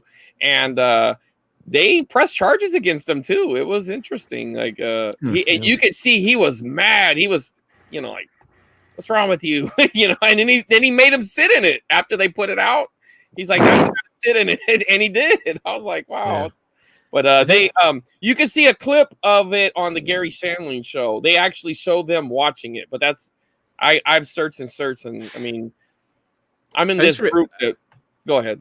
I remember when he had the Jackass guys on, and he just treated them like shit. Yeah. And like, I'm not a big Jackass guy. I find the movies funny, but I've never really watched the show or whatever. But just the way he would treat them like as if they were dummies or something. It's like, well, you invited them on the show. Your show, right? You know? Whereas when Letterman would have him on, Letterman seemed like as if he was always in on the joke. You know, like he got it, you know, whereas Leno just, I don't know, wanted to. Letterman was a smarter comic he knew how to deadpan. He knew when to. Yeah, he's better straight man. For sure. He was just better. Jay, he has issues, you know. I mean, this guy was a Dorito commercial spokesman and all of a sudden he's a Tonight Show host. I mean, get out of here with you. He's a hack, man. But, I mean, he's got nice cars and he's very bitter. But I did pick up me a nice, perfect seat. Like, this thing is really clean of the old Perfect Dark. And I didn't even want it, but it was just so nice. I thought, why not? And then damn Curtis, that huckster, I saw this, I was like, oh, it's a pretty good price. And I didn't even know somebody wrote 12 on it. Damn, Curtis didn't even tell me. But I don't care. I wanted to support his store. That's a fun game. Oh, it is. Rumble game. Yeah, I bought that when it was brand new. I want to say a kid, but I'd be lying. I was probably like 18 or something. I don't know. But yeah, I played it a lot. So the two albums that I did get, I might as well just get them out of the way so you guys have more time. I got the Juice Newton here. And Juice Newton? Oh, yeah. I like Juice. I love this I have no idea what that is. Angel of the Morning. Okay. Queen of Hearts. I don't know. The Sweetest Thing. I actually really like. My mom would listen to this stuff a lot when I was a kid. It was always on the soft rock channels. But if you look really close, it looks like she's trying to give you some Newton. I mean, look at the way her giving her the juice. Yeah, the juicy Newton. It's pretty good condition too. It's clean. You know, it's a little dusty, but little Capitol Records action there. So good old Juice. She looks really. What year? What year did that come out? What year? I'm gonna. Shit, I don't know. You got me on the 81. Okay. 81 Capitol Records here. So, and then the other one, which I was pretty happy to, and I had snagged this right in front of some greaseball who was it was very satisfying. He was trying to muscle his way, trying to block everything, and I just reached right over and like, I'll just take that, and he just looked like, oh, and what are you gonna do, man? We're out fucking hunting. Fuck off. But I never knew that Steven Spielberg was in this band. But check it out. Look at old Steven right there. It's not really him, but doesn't it look like a young Steven Spielberg right there? It's weird. But anyway, so it's the Rumors album, and this thing is complete too. It's got this little I don't know, this little poster deal here. You can open this thing up and see stuff. I don't know. They're doing things and everything there. Yeah. I thought you showed this one already. Did I? Because we talked about the balls. He showed the other one. No. The cover looks like no. I didn't show this one. I just got it. That's the balls cover. Well, I've showed other dudes with balls. I do show that, but yeah, I mean, he does have his balls hanging down, which is I've never super classy. That. But I didn't show this one. I just got it. So, but man, look at them. Those girls are DTF. Look at her, boy. She's ready to go. You know what? It might have been Curtis that showed. You know what? It might have been. Is that Mick Fleetwood in the back looking crazy too? Oh yeah, look at this psychopath. That motherfucker were murdered. Both of them. No, the other dude. Yeah, I know that bastard there too. But this guy, look at him. Like he will murder you, and you'll never see him. No, he shadowy hair. You look at that bastard. He will kill you, and Steven Spielberg will make the movie of it. God, right, it looks like they actually like cleaned up the photo to make his face visible because he was shadowed out. Look at that. It's a trip. Wow. And then what is this guy even looking at? He's like, where's going? I mean, none of them are looking at, I think they did it on purpose. He's looking at the craft service table. He must. He's hungry. And look at these little in-action shots. Like they're all, we're just casually standing around, just, And this is when, because it was they swap partners, right? So here's a little bit of that going on. Right. Yeah, that was pretty famously known that they did that. So yeah, I mean that's it. It was weak, man. I'm telling you, if I didn't like that guy today, I probably would have just grabbed some stuff out of his cart. It was that good, but he's a good guy, so he earned it. Well, next week. Wasn't Mick Fleetwood in a couple episodes of Next Generation? Yeah, he played. He played one of the. You remember the? Was he one of the fish? Yeah, the fish. Okay. Yeah. What? There was like fish people. It was like I remember that. That was the first episode. Right. Yeah. Was that Was it the first? No, it was in the first season, but that was not the first episode. Yeah. The first episode was the encounter at Farpoint. Yes, of course. But I thought they were taking on delegates at the beginning of that episode, and the fish guys were, which was contrary to Roddenberry's vision of aliens. They were supposed to never cover a head because the actors can't act past a mask. Anyways, sorry. Wow. That's why it's the Next Generation. They fixed that. They would never put a full mask on another actor again. You always have to have the eyes and the mouth. Do whatever you want with the forehead and shit. You gotta have the eyes and the mouth. They just didn't have money in the 60s to do that. The cartoon, they went all nuts. They had like a cat on the friggin' bridge. So that was a cartoon. I think the animated series kind of put the kibosh on that. Okay. Well, before I start fighting any further about Star Trek The Next Gen, which I saw there was a poster, a Next Gen poster at, maybe I can show you quick, at my thrift store today. Did you get it? No. You took a photo of it. I took a photo of it because it was kind of ratty looking. And it wasn't the greatest poster, but yeah. There it is. And that's as good as it looked. It wasn't that great. Anyways, I'll show you that. Star Trek talk. Mid go. Okay. Let's move it on over to Matt Bandy while Chris Roberts takes a call from his agent. Yeah. He's working on his next podcast there. Big deal. That's probably Duke. He's putting in his vinyl order for next week when that guy shows up. Okay. I got some just random records here that I haven't shown that I felt like talking about. I'm going to start off with, I've talked about this band before, Iron Age. They're a Texas hardcore punk band that kind of turned into more heavy metal. But this was their last full-length record, and this came out in 2009. There was just a repress of this record done by 20 Buck Spin with new artwork on it that looks amazing. But unfortunately, the last week, the guitar player of this band passed away. And he was, don't know why or what happened, but I never got a chance to meet him, but I had seen a lot of his bands that he played in. And it's just really unfortunate that he'd passed away. And I'm friends with some of his friends, and it was just kind of an unexpected thing. So I'm playing this record a bunch. He wrote a lot of music to this record. It's got a cool gatefold here.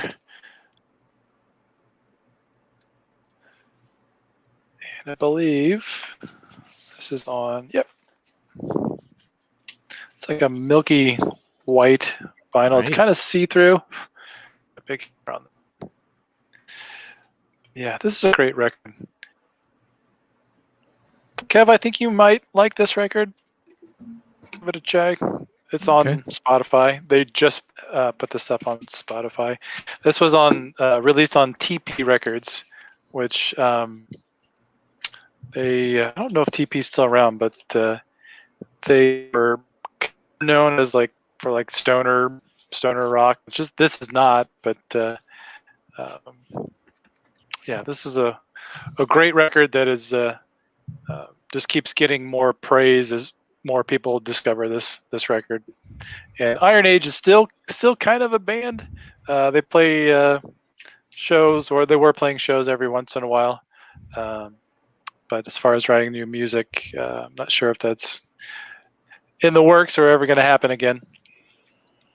But yeah, this is a great record called The Sleeping Eye. I'm not sure if I said that. Yeah.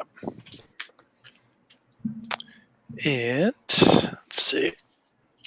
We got Epicus, Dumicus, Metallicus, which is the debut record by Candlemass.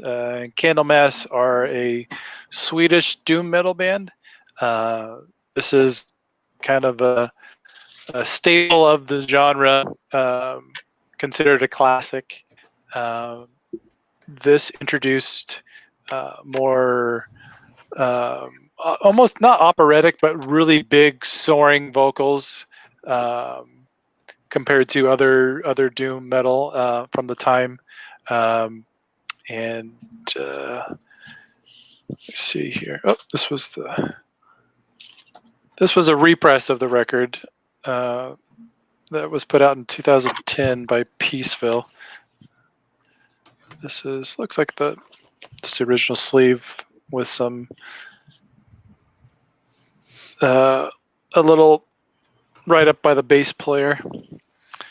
They have since changed their singer. I got a cool picture of the band here. They're kind of sweaty. That's how I like my bands. Yeah. It's funny because they really don't sound like they look. They look like they would be like a hair metal band.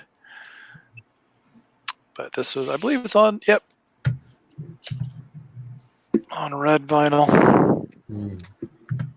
This was one that kind of, I love this record now, but when I first heard it, I was kind of confused about it because of the vocals and because and I was kind of new to this style of music. It took me a little bit to get into this band, and once I did, it really it clicked. But I would recommend this record and their second record, which I believe is Nightwish, I think is the name of the record. Those are both really, really good. They had a new record come out last year or the year before that was their first record in quite a while. And you also have Peaceville Records, who pressed this record, just a little catalog of some of their releases. They're nothing too special. Yeah, more labels should do that. Yeah. But yeah, this is a cool record.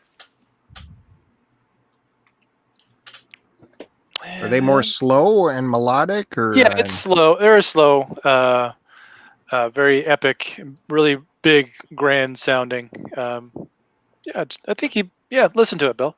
I think you might dig it. Okay.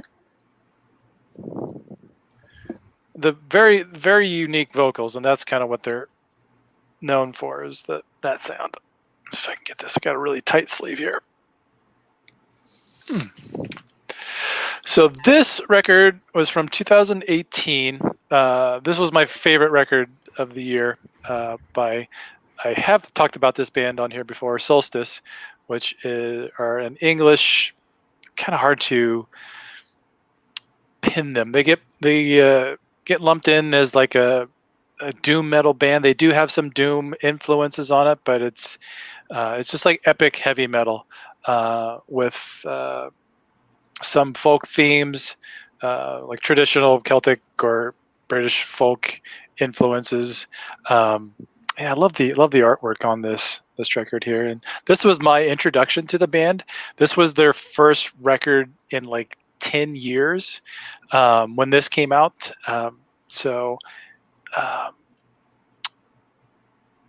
Ooh, that's cool. Yeah, that'd be a cool T-shirt, man. Yeah, it would. I think they I don't know if they ever put that image on a T-shirt or not, but White Horse Hill is the name of this. This is an amazing record. I can't get enough of this, honestly.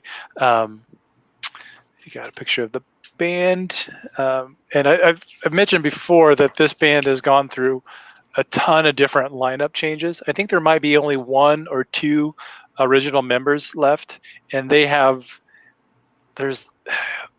I think at least 5 different singers throughout the years, and they have a new singer now after this record that it's their first female singer.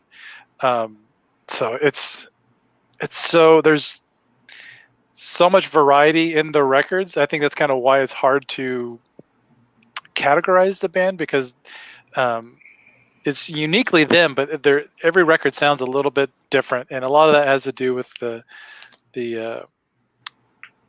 vocals being completely different in a lot of the releases, and it's on black vinyl. So if you ever, I highly recommend this record. So check this out, White Horse Hill. There you go.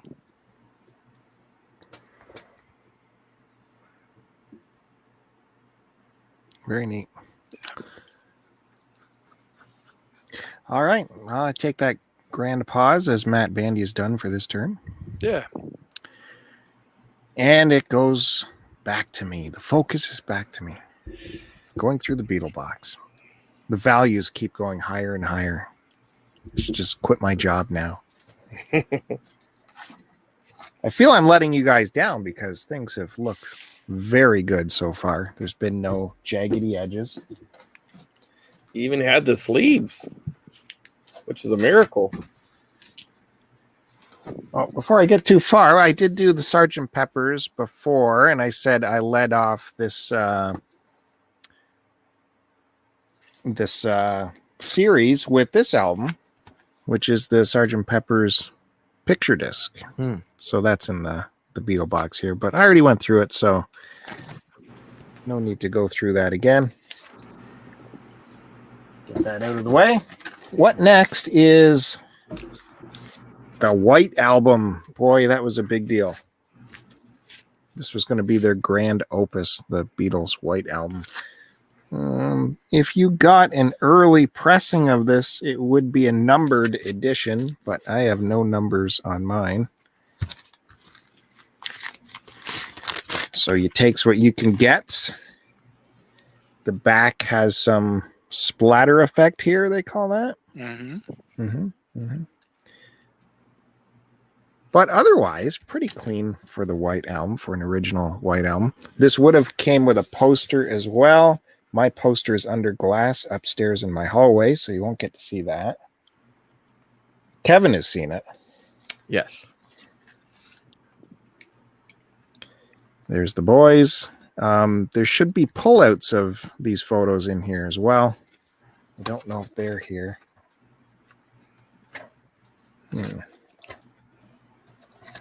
And okay, good. That's good. We do have some. Sexy Ringo. Got some fold issues happening here. That's a nice stash. There's my favorite Beatle, George. Isn't that really the hipster thing to say, though? I mean, really, isn't that? Come on. I mean, come on, man. That's like the total hipster move. I like George Harrison. Come on. Yeah. When's the last time you listened to My Sweet Lord? Just the other day on the radio. And I sang it the whole way through.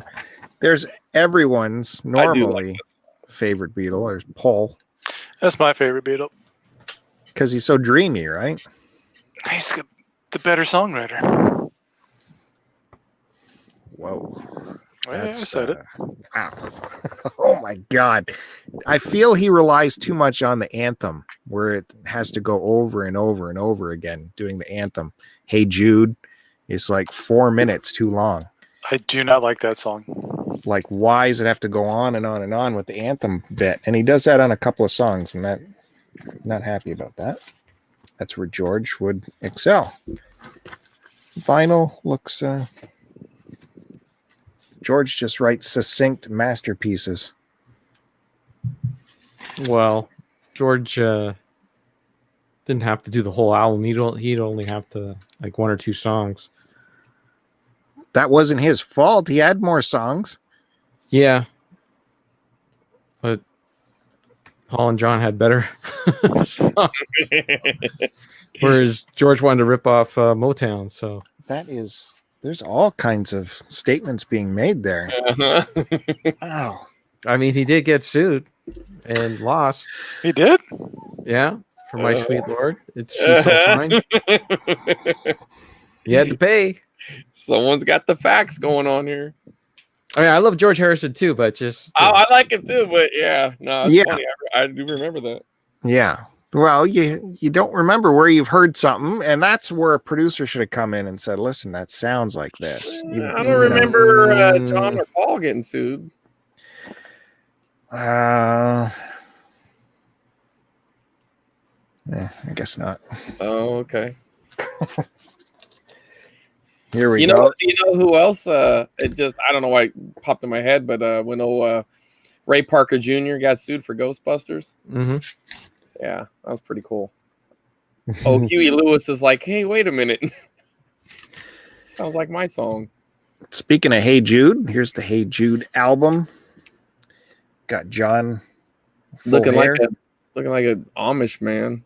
Was that an official release? Because it never got released again. Like it's just. It is Capitol. It is a Canadian pressing. Maybe that's it. Maybe it's because it's a Canadian. Yeah, this might be a Canada specific. Do you guys recognize this cover? Mm-mm. Yeah, it could have been only released in Canada. There's some. Is that dudes them at the top? I believe so. Yeah, feels a little narcissistic, doesn't it?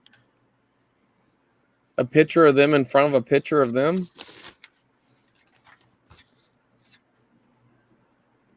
So this has Hey Jude, Revolution, Paperback Writer, I Should Have Known Better, Lady Madonna, Can't Buy Me Love, Don't Let Me Down, Ballad of John and Yoko, Rain, which is so awesome, Old Brown Shoe. Where else does Rain appear? Is this the only album that Rain appears on? I guess those are like the singles with Hey Jude. But where else does Rain appear on? I don't know. It might only be this. Yeah, that's what I'm saying. Like, I think they're singles. Oh, I see what you're saying. So are you saying they're singles? I'm saying they're singles. It's a collection of singles, except for Hey Jude. Well, that's a scuff. It's okay. Yeah. Nothing there. I see some scratches there. No. That was my reflection of my fingers. I saw some.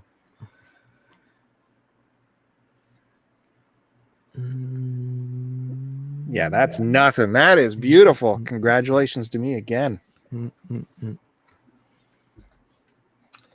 And because it is so important. Too. Okay, now obviously at one point I did research on this. Hold on. Again, this is the Hey Jude album, but I looked this up apparently. This is was released elsewhere as The Beatles Again. Original RCA pressing.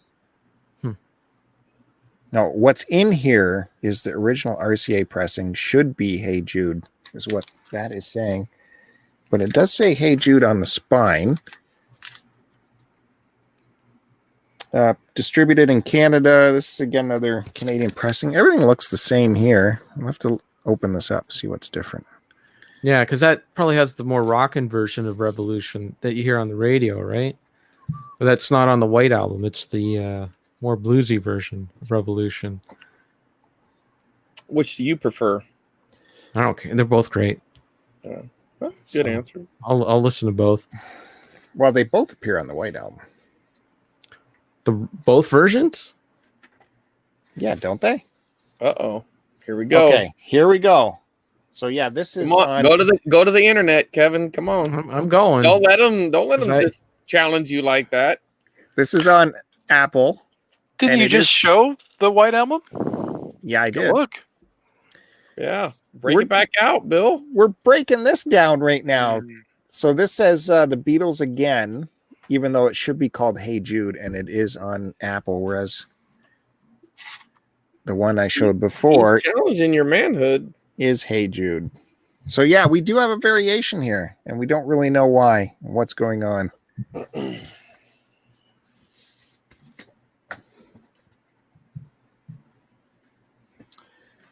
White Album, eh? There's Revolution 9. Is that what you're getting confused on? No. No, I'm talking to Bill. Yeah, he's talking to Bill. No, I think Kevin is yeah, I think Kevin's right, but my money's on Kevin. I got 5 on you, Kevin. All right. It's got Revolution 1. Yeah. That's the bluesy version of it. That's the bluesy version. And 9 is the avant-garde business. Right. Yeah, but that's not the rock version that's on the radio. No, that's on this singles one I told you about. Oh. It's on this one, as I mentioned. I got you. You didn't mention that. I mentioned that. Changing the argument. Okay. Good play. I appreciate the work. Where are we at? 190 minutes. Should I keep going? A couple more? Sure. Okay. Magical Mystery Tour. This was purchased from Radio Shack back in the day and had an instant markdown from $8.99 to $7.99. Damn, can you imagine? Radio Shack sold records? I didn't know that. They would have little section. They would have rented movies too, I think, in Radio Shack in Canada, because in the smaller towns, that's all we had for electronics was Radio Shack and a department in Canadian Tire. There's the back.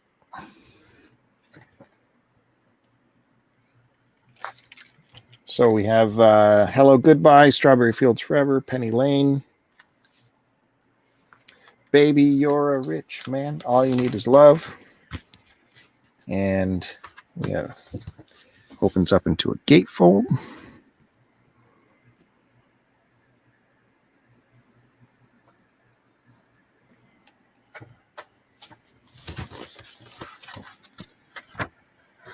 Still with the sleeves, guys. We're doing pretty good here.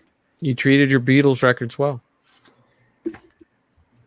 Again, on this is on Capitol. A little dusty.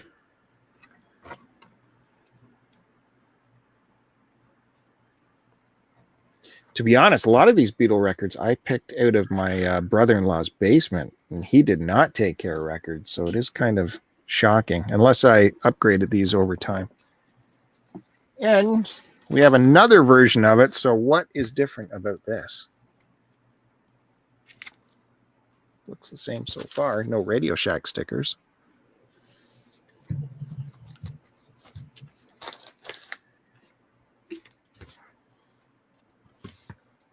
Still gatefold. Well, maybe I just have 2 copies. Let's see what the wax looks like. Again, with the paper sleeve.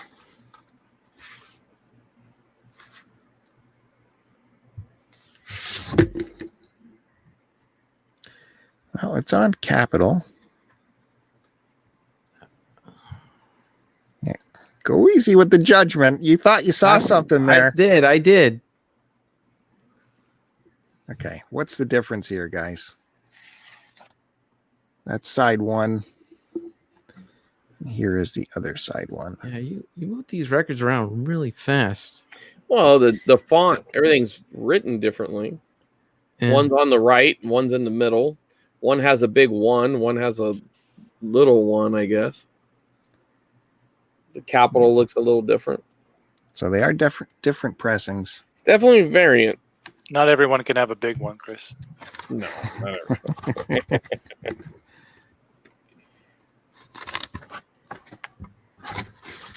Put that back.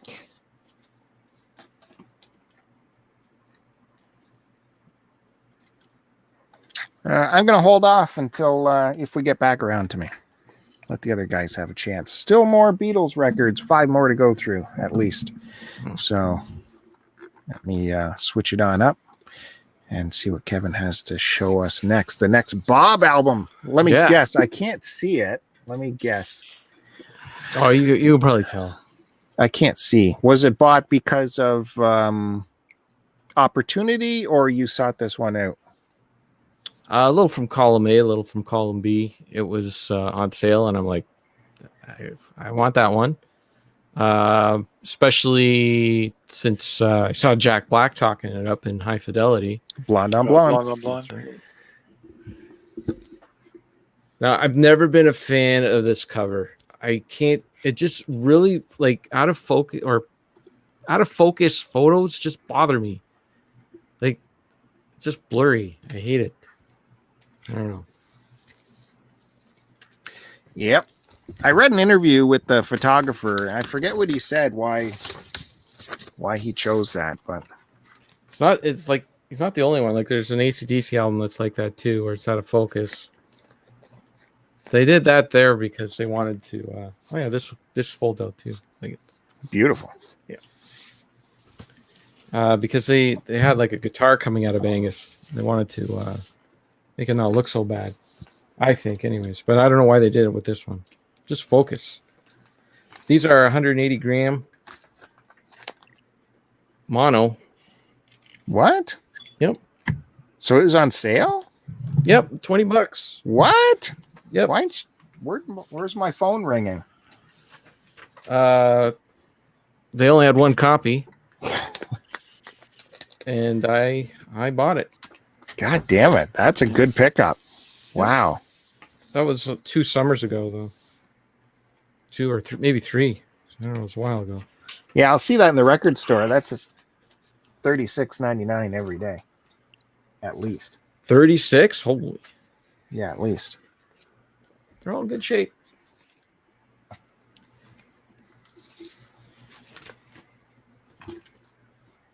But for me, that's the one to get.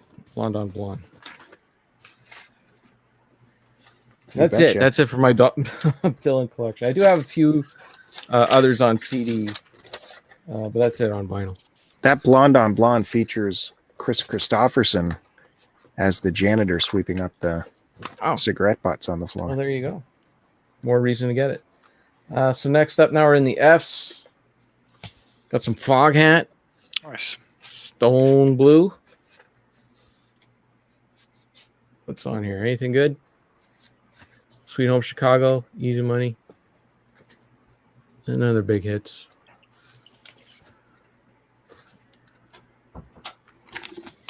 Yeah. Yeah, I listened to this one not too long ago. And yeah, it was pretty good. Pretty good. Just blue.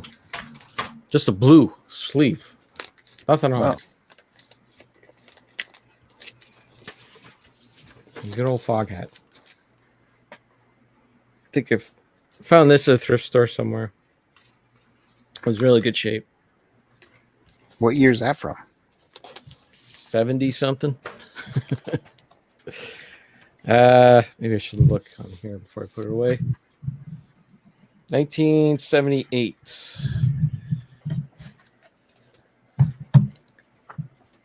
But it's a good rock and roll album. And I got one more Fog Hat. These were both, I got them both on the same day. This is Fog Hat Live. That one I come across quite a bit. Yeah. The issue with this one is the V. I'm missing the V here. It's got ripped. Wow. It's a good album. Got Honey Hush on there. Slow Ride Live. And you'll see why the V got ripped off. Because the sleeve that they have in here is like a hard cardboard sleeve. It's not a paper sleeve. And that's like where the actual image is. And so you could see like when somebody like rammed it in here, like, oh, put the record away. The cops are coming and the weeds out. And they ripped it. But yeah, if you see it for a couple of bucks, I recommend picking it up. It is good.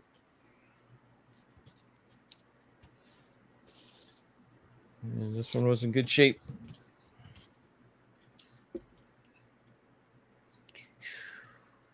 That was good. And this one came out in 77. So this was in response to the Frampton. Because Frampton came out with Frampton Comes Alive, sold a bajillion albums, and everybody in the 70s was coming out with a live album. That's the way you did it.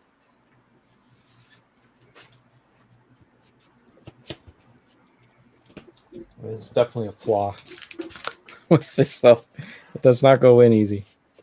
And that is what she said. Up next, we're going to stump the Bandy. You ever hear of Grady? Why You So Shady? I have not, no. There you go. Grady, Why You So Shady? So this guy, Gordy Johnson, is the lead guitarist and songwriter and singer for a band called Big Sugar in Canada. They're played on the radio. Yeah, they're played on the radio all the time. But like I like some of their songs, some of the other songs not too much, but some of their songs are really good. But this was just an all-out slide blues rockin' band from start to finish. Nice. And that Alternative Tendencies record, they released mostly like punk rock stuff. Yeah. Well, this was all just slide blues. And look at this came out in 2003. Like back in 2003 when you bought a vinyl record, they'd give you a CD. Come with the CD. Yeah, that's cool.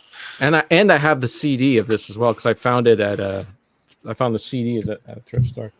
Really nice artwork and packaging. I like I like how like it's the girl eating the steak on the cover, and then on the inner sleeve they put the steak there with the bite taken out of it. Grady? Yep. Grady Johnson. So Grady, Why You So Shady? And then they put the steak on the... It's not a good idea. But yeah, it's another hefty record. Is that their logo, Alternative Tendencies? Mm-hmm. Yeah. That was started by Jello Biafra, the singer for the Dead Kennedys. Oh, okay. Is that a one-off project he did, or are they sustaining band? I think they have another album out. I have not seen it. I would pick it up. But yeah, it's pretty much like a side project deal. Like I don't even think Big Sugar does anything right now. I saw that their albums are getting released on vinyl finally, but they're like they pretty much a hit here in Canada, but you can't be just for any of these bands, they can't be just a hit in Canada. There's not enough places to tour, They have to break in the States. It's just you can't sustain yourself. Okay. Where's yeah, okay, there's the other one. Okay, so just like my Bob Dylan collection, we're getting into the Grateful Dead, where I have a whopping 2 albums. Bill, do you recognize this before I pick it up? Can you spot it? Not really. This one? No. This is oh yeah. Wake the Flood. You must have this, right? Yep. Wake the Flood. But is yours a promotional Sampy? No, that's awesome though. Not for resale. I don't know. Does the back of yours look like that? It doesn't look familiar. I can go look. Yeah, go look. That's gotta burn your ass, huh, Bill? I got this crazy collector's version of Wake the Flood. Dude, that's so rare. I bet you it's worth like a ton, too. You know it is, man. Way better than Bill's shit, for sure. And like this thing's hardly been played. Oh, look, like most Grateful Dead albums. Oh my god! Removed from stream. But oh my gosh! All right. Let's see your Wake the Flood, Bill. Let's. Yeah, I'm already. Okay, yeah, it's got the same. I'm already hurting because mine has the budget hole there. But remainder bin. Ooh. Was that your label look like that? Nope. No, his looks better. That does look pretty cool. Mine was like this. What's on yours? Get it closer. I can't see. Way cooler. Hold on. Make you big so I can see what's doing.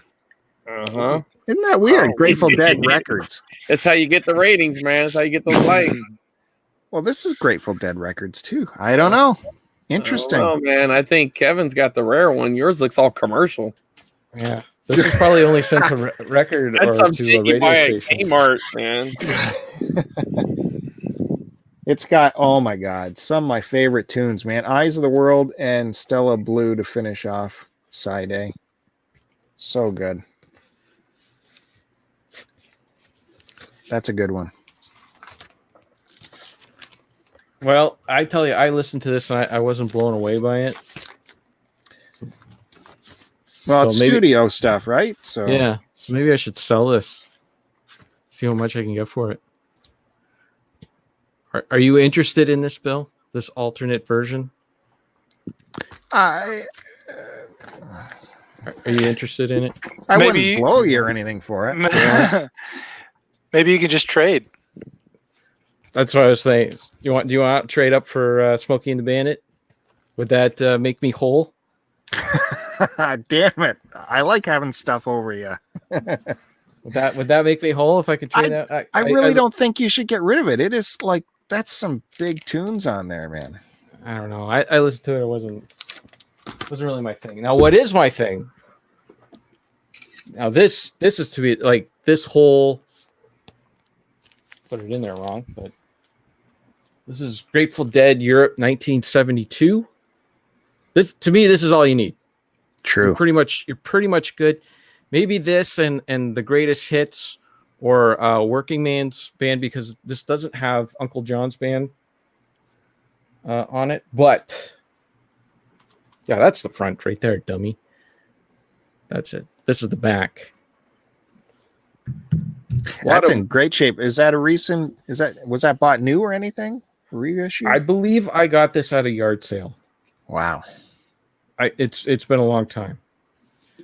A lot of wasted opportunity for artwork in here, though. All you get in there is a small font track listing, but it is 3 discs. I'm only going to take out 1 disc because they're just all black discs and they're in great shape. And this has like all my favorite songs on it: Cumberland Blues, Bertha. It's like, to me, you want Grateful Dead, you want live. 72 is the album. Europe 72 is the one to get. Yeah. I got the part 2 of that too. They put out a. Oh, really? Yeah. If you'll indulge me, there's a story I heard from the sound engineer who was, they had a truck following him around to all the gigs, recording every live show. And this guy was in the truck for every single show, recording the tracks. And so he never got to see any of it live. He could just hear it all coming into his board and recording it.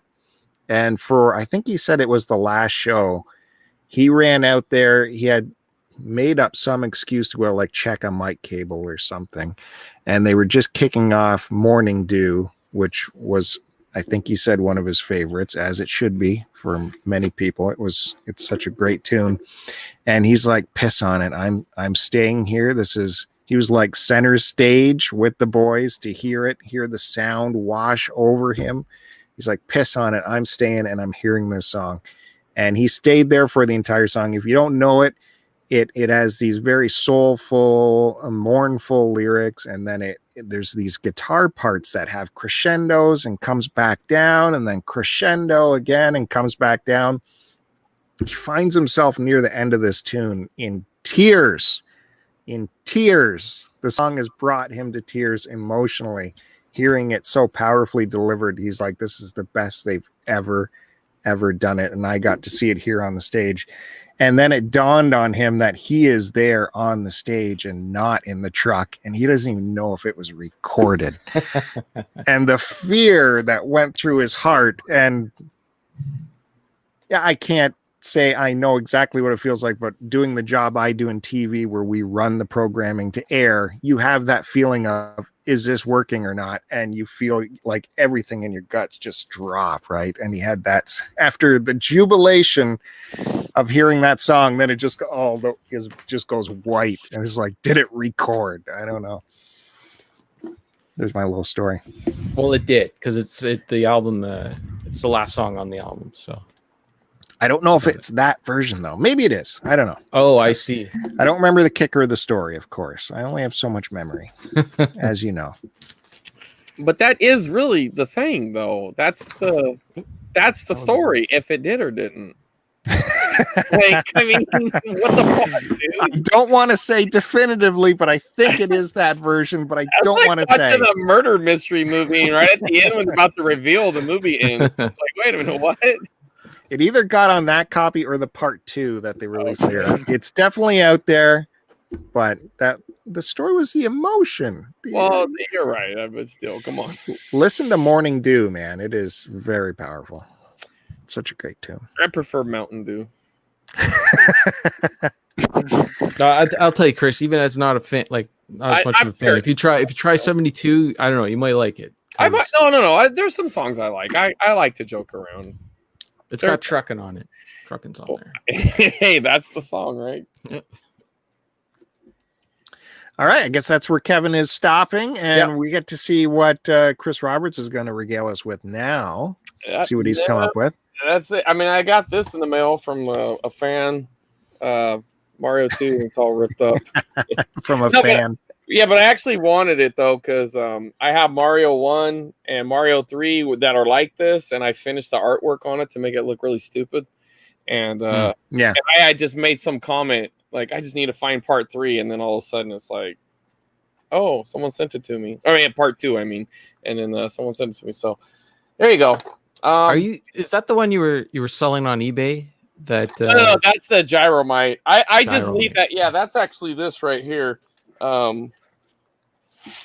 Yeah, so I didn't have a label, so I drew that, and I just and it's horrible. I mean, there's no doubt about it. But I actually put it up for it has a Famicom converter in it, so they're worth about $20 as it is. So I figured, well, hell, I don't know, maybe it's worth $30 with this stupid artwork. And I just noticed I just keep getting thousands of views on it. Like, I think even right now, every month it'll reset the views, or every couple of months. So I checked it earlier, and it's like at 3,000 views. But over the lifetime of this listing, it's had to be 100,000 views at this point. So I figure I used to have it at 30. Now I raise it up to 100 because I don't want it to sell, but I just wanted people to click on it, Yeah. Has anyone made an offer on it? Yeah. I mean, this one guy used to religiously message me like once a month to see if I would take $20. And at the time I had it listed for $25. And he kept telling me like he wanted to hang it up on art in his room. And I was actually kind of flattered by it, but I'm just like, well, damn, dude, if you want it that much, why don't you just buy it for $25? Like, is $5 really that big of a difference to you? Like, I mean, I guess you could flip it around. Is it that big of a difference to me? But he's the one that wants it. I don't care if it sells. It can sit up there forever. I don't care. I actually like it. I'll probably just keep it. I think if it's sold for 100, I'd definitely ship it off. But I'm not going to take not even going to take a penny less. If someone sends me a $99.99 offer, I'm going to reject it. It's $100 or nothing. You know what I mean? Beautiful. Hey, Kevin, you'll like this. I tried to send Chris Roberts a shitty Mario Duck Hunt just in letter mail. So I didn't put any padding on it, just the cartridge. I wrapped it like gift wrapped it, brought it to the post office, Canada Post. I said, hey, let's just throw this in letter mail. Can I send this letter mail? And she's like, well, what is it? I'm like, I don't know. It's a video game. Oh, yeah, letter mail. It has to be paper. We can't send. Yeah, it's got to be paper. Maybe you get away with a baseball card. Digital letter. I don't know. I've had people send me CDs, through letter mail. The thing that you did wrong was went and asked. You just got to go drop it in the box. Drop it in. It would have got to me already, but that's all right. You don't know how much posting to. Oh, that's it's just put a stamp on it. Oh, no, that's right. You're going to the States. That's right. Yeah, it was like, even with stamps, it would have been like $6 worth of stamps or something. Now, if you would have had throw a stamp on it, would they still deliver it and then charge me the postage due? Because I would do that just for the hell of it. It'd be fun just to work over your Canadian Post. Anyway, we were gonna do a trade, and then you're like, "Hey, how about a trade?" And then it's like you talk your stuff down, so it's you convince me that it's worthless. You're the worst negotiator. I don't like negotiating with buddies. That's for sure. Well, no. I mean, I'm not trying to get over on you. Just show me the good shit, Bill. Damn, man. That's why I didn't bother sending it to you. So I'm like, oh, we'll work out a box to send them. But then you kibosh everything. So you haven't offered me anything. You showed me the one thing, and I looked it up, and it's actually just a regular Nintendo with a sticker on it. That's pretty good. No, that sticker. You're the sticker guy. 30 of those things. I don't need any more. You're the sticker guy. My computer is literally sitting on 3 stacks of Nintendos right now to get it up high enough. I'm not even lying. 3 of them. We'll find something good to send you one of these days. All right. Is that it? Are you passing? Yeah. Go ahead. Pass. Okay, Matt Bandy, you can finish us off today. Finish us off. Rip it hard. I got 3 more records by the same band. So this is my entire collection of this band. I don't know if I've ever talked about this band or not, but they are a band from Southern California called Infest. They are what's known now as power violence. It's a weird mix of punk and hardcore. It's really fast in short songs, and then occasionally a really long, slow song thrown at the end. This is a live recording from '91 that they did on KXLU radio station out of, I believe it's out of Los Angeles. And you got a weird dude with some wrinkly heads and a cigarette on the back. So this is actually the band here, or a picture of the band. And inside you got another shot of the band.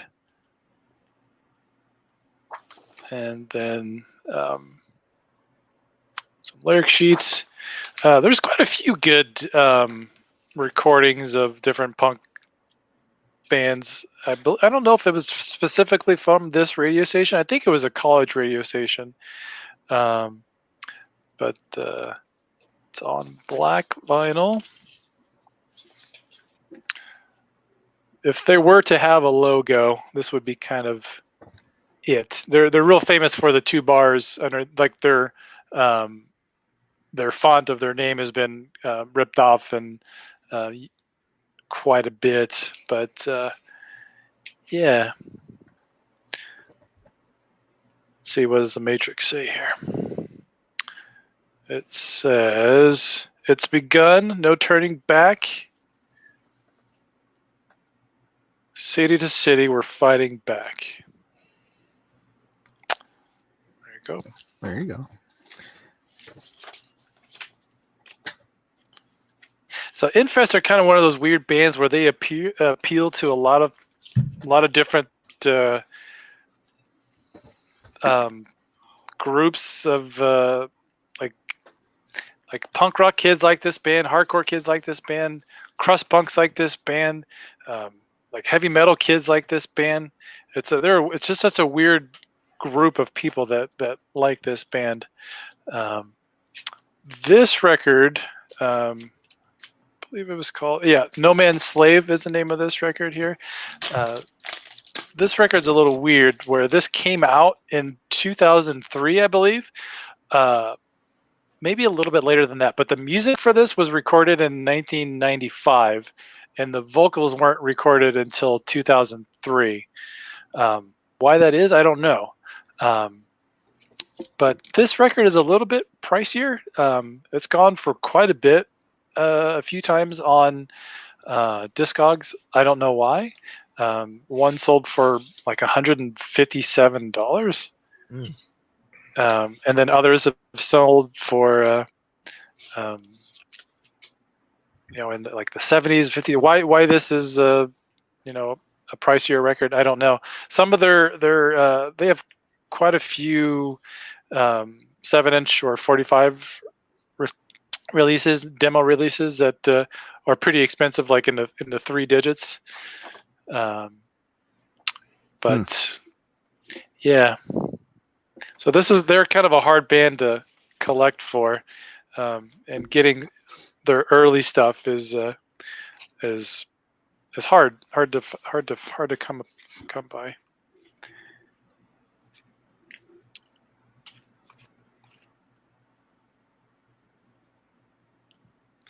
And the last one I have of theirs is a 45. I'm not sure I think Not Over Yet is the name of this.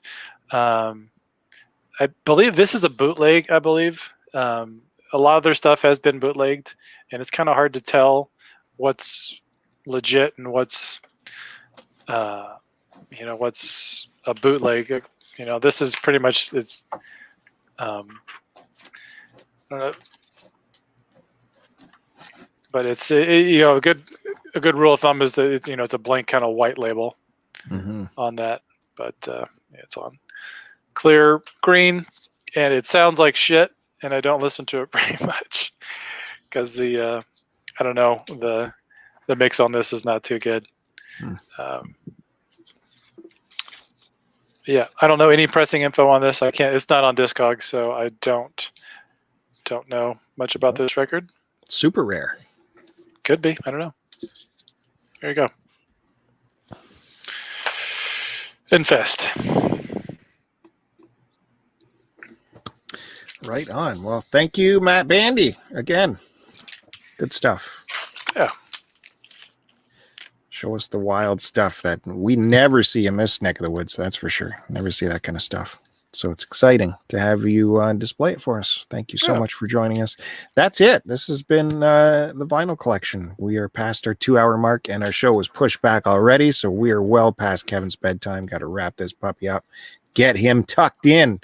I fully expected the next time I brought up his picture for him to be in a house robe, a bathrobe of some type, ready for bed, but he's holding back. I couldn't tear myself away from Matt Bandy's incest records. Infest.